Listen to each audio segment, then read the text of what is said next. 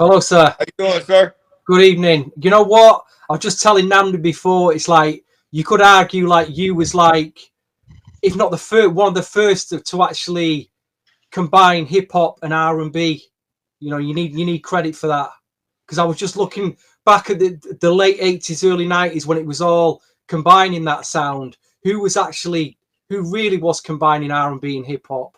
And you were one of the first, if not the first, you know.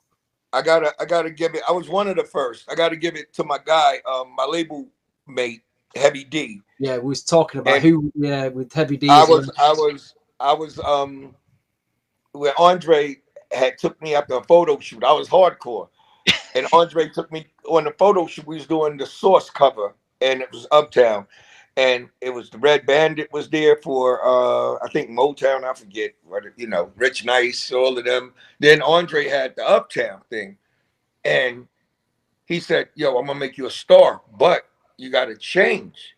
You got to change your music and stuff like that." And I'm like, "What?" He said, "You got to get radio, man. You got to get radio." And I loved Heavy D's record. I want somebody to love me for me.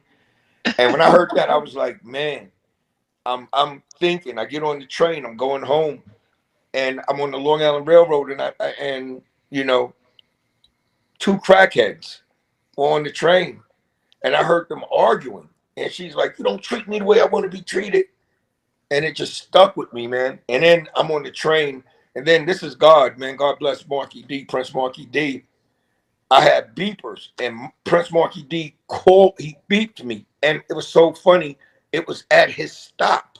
It was the stop before his stop. And he told me, I ran. I had my homeboy hold the train. I called him real quick. He's like, "Where you at?" He had his Porsche. I'll never forget. I said, "I'm the next stop to you." And he says, "Get off. Get off. I'm coming to get you right now." And we went, and I told him I had an idea. Treat him like you want to be treated. And that's what started everything. Wow. Yes, I got to give it up to Heavy D.